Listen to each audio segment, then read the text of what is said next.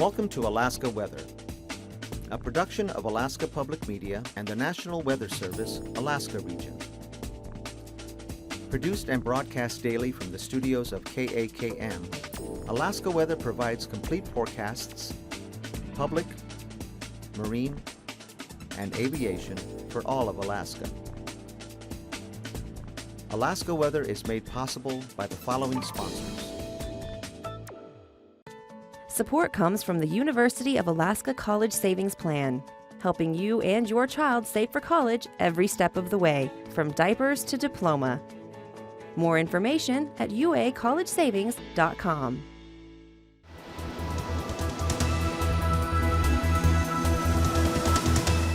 The National Weather Service. Good evening, everyone. I'm meteorologist Dave Snider with the National Weather Service. It's the 20th of September. As always, we encourage you to stay up to date with your local weather information no matter what part of Alaska you're watching from tonight. In fact, some of you are probably watching the stream from UAF TV live right now on their website. So we certainly welcome you from the World Wide Web as well, or on YouTube.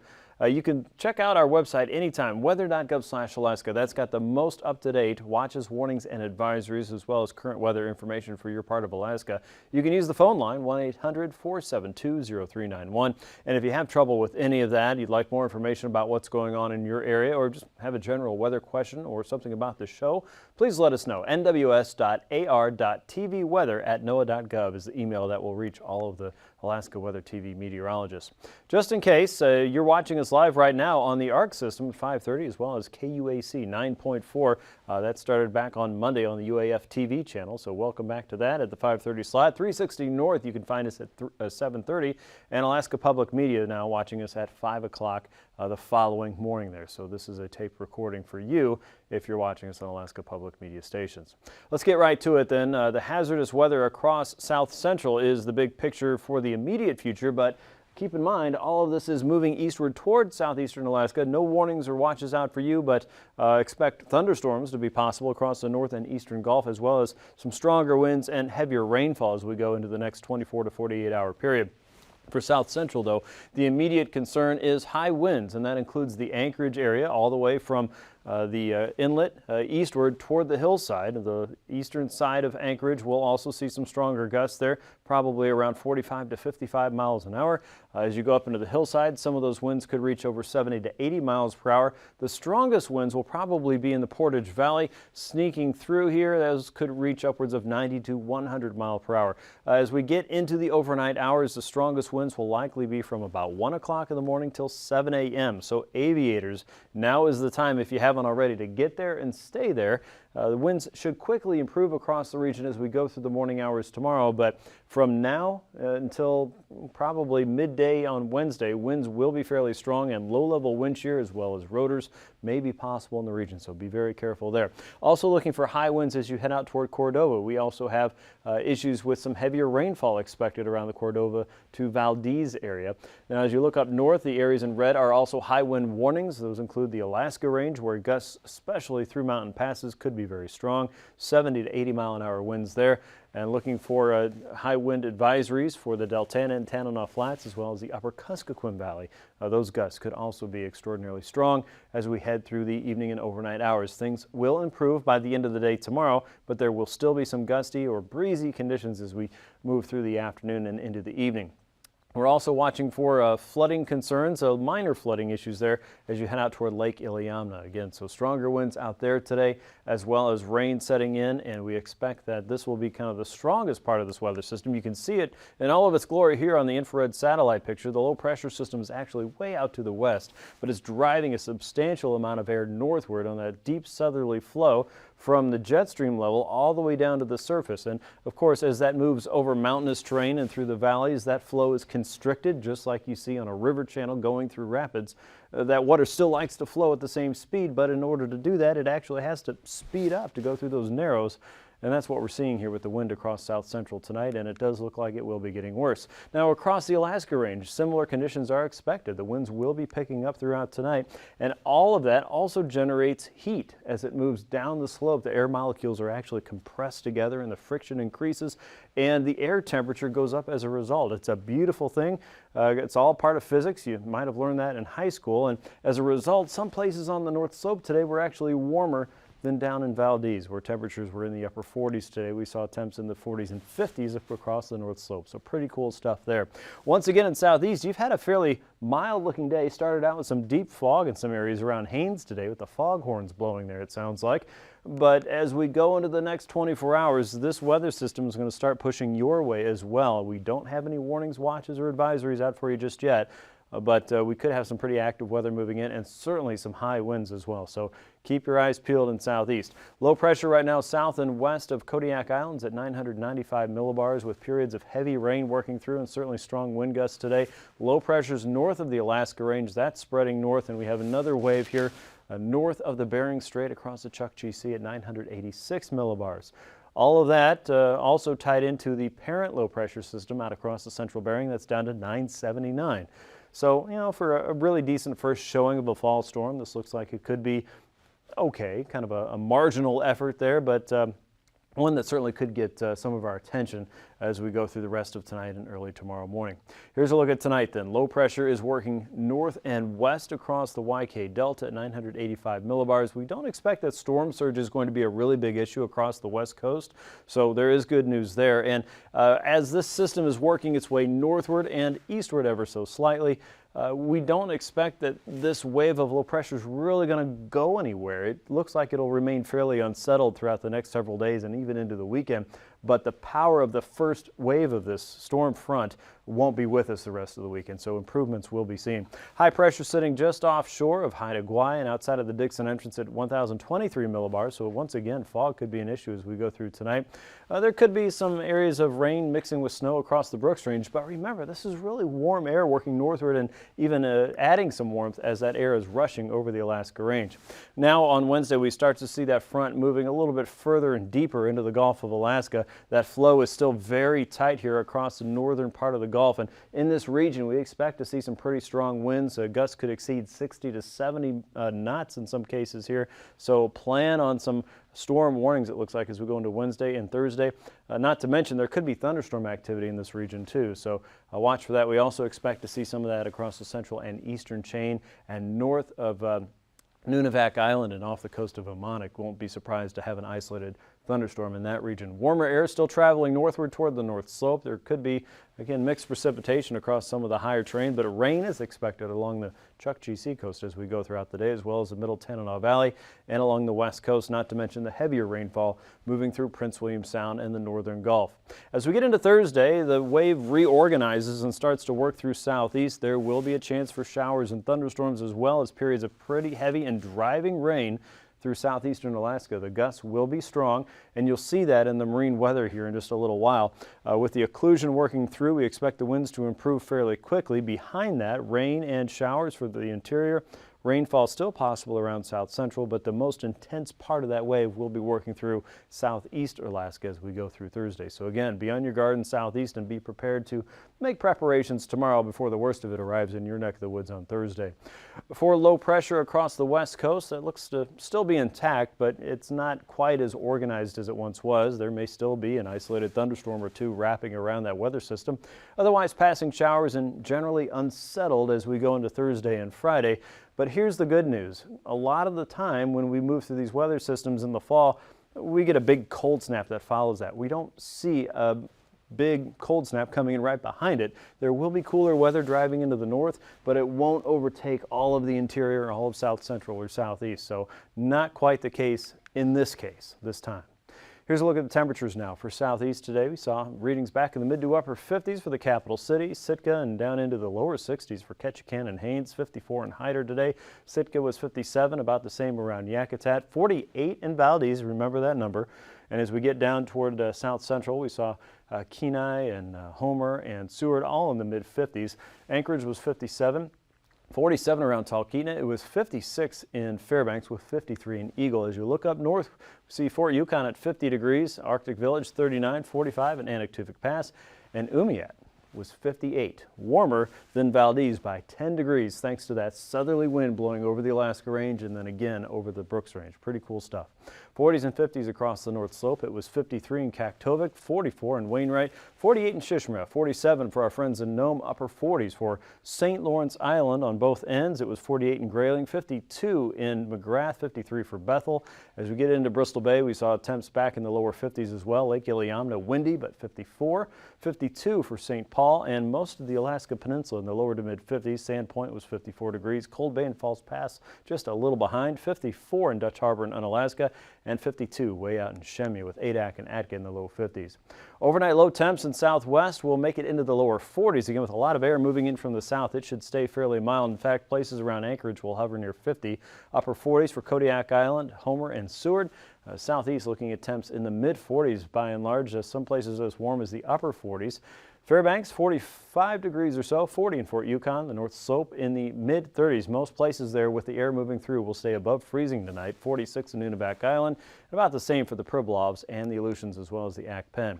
High temps tomorrow there in the mid 50s from Cold Bay and False Pass all the way up toward Port Hyden. 57 in Kodiak, 51 for St. Paul and St. George. As we look over at southeast, upper 50s for you. Some places closing in on 60 degrees across the outer coast. Prince William Sound back in the mid to upper 40s to low 50s, a high of about 55 or so in Anchorage. Not a big change in temp overnight. Close to 60 around Fairbanks thanks to the wind. Close to that as well for Fort Yukon and the North Slope, looking at temperatures from the low 40s around the Chukchi Coast to the mid 50s around the Beaufort Seacoast, including Prudhoe Bay. Here's a look at your flying weather now. IFR conditions expected around the Brooks Range, the Chukchi Seacoast in the morning, as well as the Alaska Range, Prince William Sound, and the northern parts of the southeast panhandle. Now, all that said, with wind moving through, it's just not going to be a good flying day at all. Not to mention just poor visibility here and there. We will see some improvements across the north, across the Brooks Range. Probably tomorrow we'll see IFR spreading out, though, from west to east in that region. The Beaufort Seacoast still looking at MBFR. We expect to see IFR conditions lingering around southeast, the Copper River Basin, as well as the northern Gulf Coast. Southeast, your conditions will improve tomorrow afternoon. MBFR across most of the Bering. Here's the pass conditions now. Anaktuvuk Pass, we expect to see a little bit of improvement there, and in Adigan Pass tomorrow afternoon. Lake Clark and Merrill Pass, turbulence will be an issue as well as low-level wind shear. Expect some visibility improvements there, and for Rainy Pass tomorrow. As you look up toward Windy Pass, IFR is expected through most of the day, and we expect to see similar conditions there and restrictions around Isabel Pass. Mentasta Pass for now looks to be okay at VFR. Tonita Pass, we expect to see IFR conditions, and Portage Pass, IFR to start, but again, turbulence will be a pretty big threat tomorrow. Chilkoot and White Pass also expecting to see improvements during the morning. Freezing levels show the cold air well to the north and west. It is cooling down across the interior with levels generally between 4,000 and 6,000 feet. Look at the heat there across southeast with levels as high as 10,000 to 12,000 feet. But once again, no major cold blast coming in right behind this system. With the moisture in place, icing potential is a threat. Generally light to isolated moderate across north and western sections above 5,000 feet, across the Brooks Range above 6,000 feet, and wrapping around the southern part of the low pressure system from 7 to about 10,000 feet and higher. Some of that reaching occasional to widespread moderate and eventually working its way into southeastern Alaska as we go into Thursday. The jet stream has a pretty potent west and northwesterly component on the backside of the system with wind speeds as high as 120 to 130 knots. That's where a lot of this wind's power is coming from. But we have a ridge of high pressure extending from the Gulf all the way into western Canada that is angling that stronger wind flow right in from the south and over the Chugach Range and over the Alaska Range. That is part of the weather puzzle for us tonight. Low pressure is also dawdling across the Pacific Northwest. That is helping to slow down the progression of the overall weather pattern from the top all the way down to the bottom of the atmosphere. At 9,000 feet, we have stronger southerlies across the Gulf from 40 to 50 knots. The low pressure system, as we like to say, is pretty stacked and packed with the center just west of Nunivak Island. The northerlies coming in across the western Bering, 25 to 30. Wind speeds across the interior, 30 to 45, especially over the higher terrain. And southerlies working over southeastern Alaska. Slow down as you move a little bit further east and south to about 10 knots as you get to Ketchikan and Annette. They're much stronger though at 3,000 feet, 50 knots there and across a large part of the Gulf, all coming in due south. Southerlies over Bristol Bay start to pick up as you get over the Yukon Valley, 25 to 40 knots. Over the Brooks Range, a little bit faster still, and 30 knots by the time you get to the Arctic Ocean. South and westerlies over Bristol Bay from about 15 to 30, and westerlies also uniform from 9,000 feet on down to about 20 to 25 knots from the west and northwest. So turbulence, of course, will be the main player tomorrow from the Alaska Range, Copper River Basin, all the way out toward Yakutat and Gustavus, and then Prince William Sound and over the Chugach Range, Anchorage, and of course Turnagain Arm. So plan accordingly and get there and stay there. Isolated severe as possible below 8,000 feet. Many areas to the north and west, the lower and middle Yukon Valley, will be looking at occasional moderate, if not widespread. And still looking for chop and thumps and bumps across a large part of the Alaska Peninsula, as well as the illusions below 4,000 feet tomorrow, and we'll be easing out of this as we go into Thursday and shifting it eastward.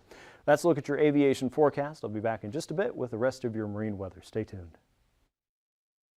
The flood that buried Fairbanks in water that was 4 to 5 feet deep started on August 8th, 1967. We had strong southwest flow in August 1967. And this provided a very large area of moisture from the North Pacific and the southern Bering Sea to be lifted up and into interior Alaska.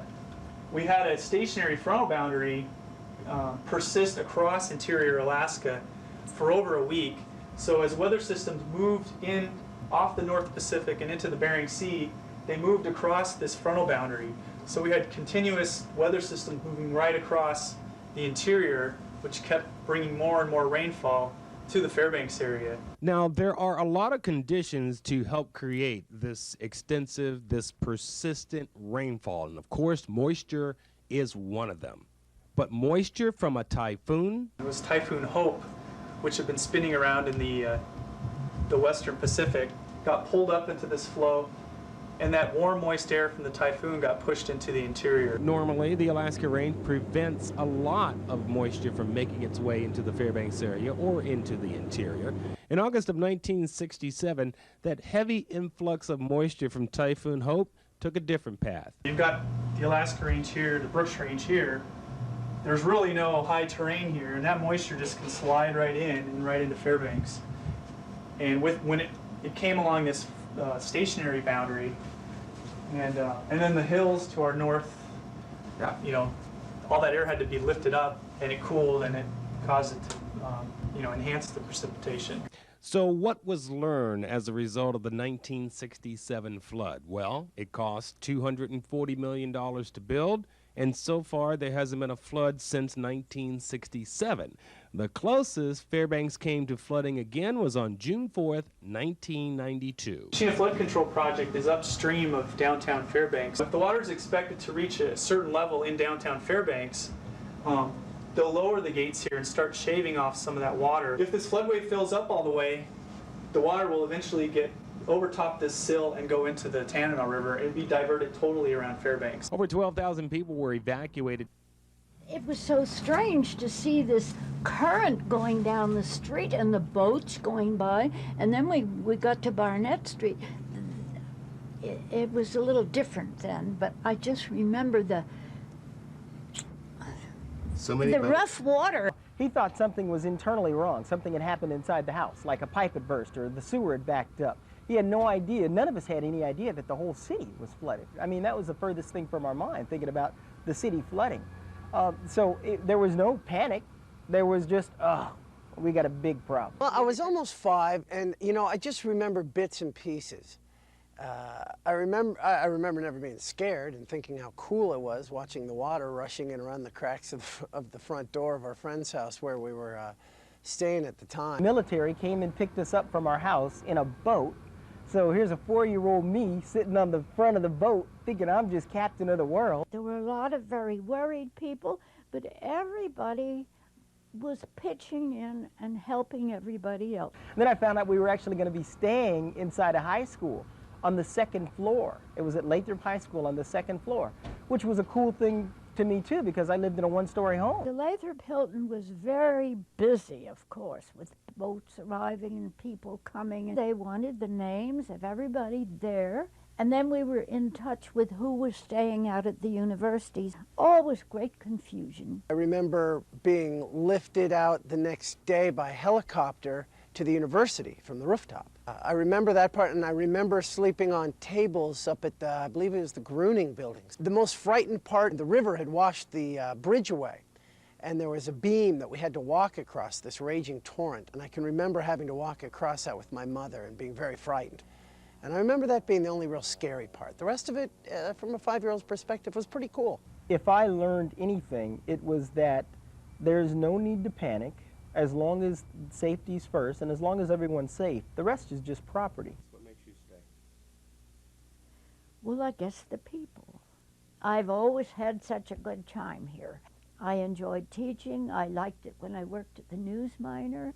I'm involved in lots of things here. I just like the people. Well, first of all, I talked to some of the old timers, and they said, oh, we'll get maybe a little bit of water in the basement. So I listened to the old timers, but I also, something in my gut told me that this could be a problem. It was a continuous rain. I mean, there'd be very few breaks. And this thing came in the night, you know. I got a hold of Bill Wally, and I said, hey, Bill, get on the radio and tell them that we may be having flooding here. And we woke up and the next morning and the city was underwater. They handed me a sleeping bag and a radio. Safeway was across where the post office is now. They looked like they might have had a ½ inch of water in there. They were pumping it out and trying to keep it out. Was there concern about looting? Well, there wasn't to start with. Here come 2 teenagers in a brand new canoe that was loaded to the gun wall. I just picked up the radio and said, what's the procedure on looting? And immediately Red Boucher's voice, the mayor of Fairbanks, came back and said, unhesitatingly said, shoot on sight. And there was no more looting in Fairbanks. What has stayed with you till now that you can remember about the flood? 20 years of military and especially combat training. If you take action, and if you end up with egg all over your face, so you made a mistake. If you don't take action and people lose their lives, you will regret it forever. The mood of the community when the flood hit. Fantastic. Probably if you look through the archives, I called it the can-do city. At that particular time of year, we were not that far from freeze-up, and the whole community, from the university, Dr. Wood, everybody just pitched in, and I was very proud of them. Would you change anything if you went through it today? Not a bit. No, And I'm just thankful I had that gut instinct to go ahead and do what we did. I live in Anchorage now, but Fairbanks will always be my home of heart. They're just a different bunch of people. True pioneer spirit. Hey, anything we want, anything we set our mind to do in Fairbanks, we get done. That's the Alaska way, isn't it? Here's a look at the Barrow Sea Ice Cam from this afternoon from our friends up at Dehne and UAF, and you can certainly see more ice coming into Barrow there on that light wind. Let's take a look at the sea ice map, and you can find this anytime at weather.gov/Anchorage/ice. You can see the higher concentrations of ice there above 80%, certainly touching the coastline around Point Barrow, and westward that thins out a little bit more as you head into the Chukchi Sea and eastward as well into the Beaufort Sea. But new ice is forming. We are seeing a little bit more ice and higher concentrations and more of it there just to the north. So winter is on the way.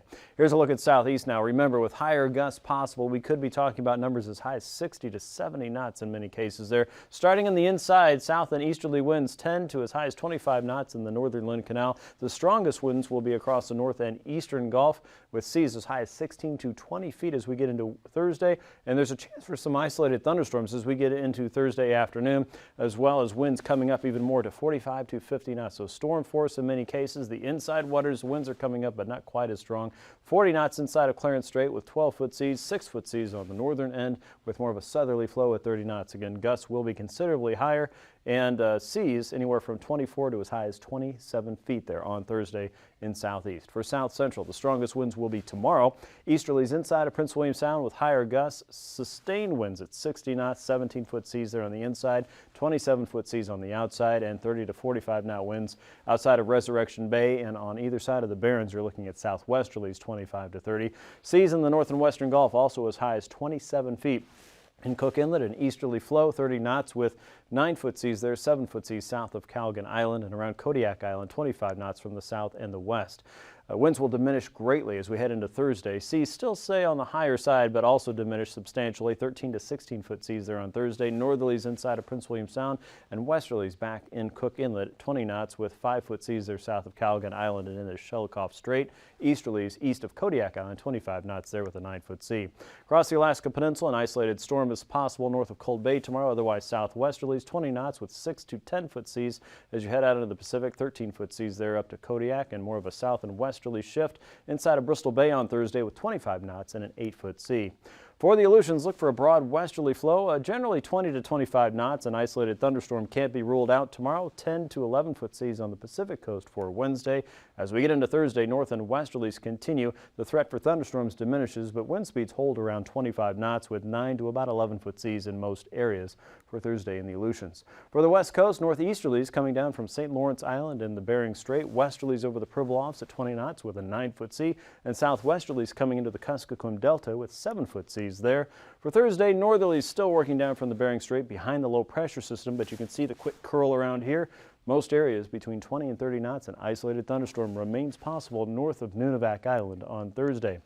For the north slope, southeasterlies in the Beaufort Sea, winds will be considerably lighter in this region. Southeasterlies at 15, 4 to 5-foot seas there. There's ice around Barrow, so the sea forecast will be going away soon, and northerlies down the Chukchi seacoast at about 10 to 15 with 4 to 5-foot seas in that region.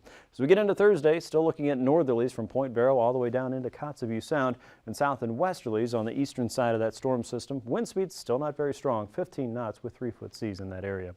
Recapping tonight's weather, it's all about the wind across south central tonight. There will be some heavy rain around Prince William Sound and the eastern side of the Kenai Peninsula, so watch for smaller streams and creeks to come up quickly. Wind speeds will peak around 1 a.m. to 7 a.m. around south central, but the weather system is also moving eastward and towards southeastern Alaska as we get into Wednesday night and Thursday, so be ready to make some changes. These forecasts are to be used for planning purposes only. Call 1-800-WX-BRIEF for a formal pre-flight briefing. Always file a flight plan before you go flying. The U.S. Coast Guard Auxiliary urges you to leave a float plan with a friend or the harbor master before you go boating. Alaska Weather is made possible by the following sponsors.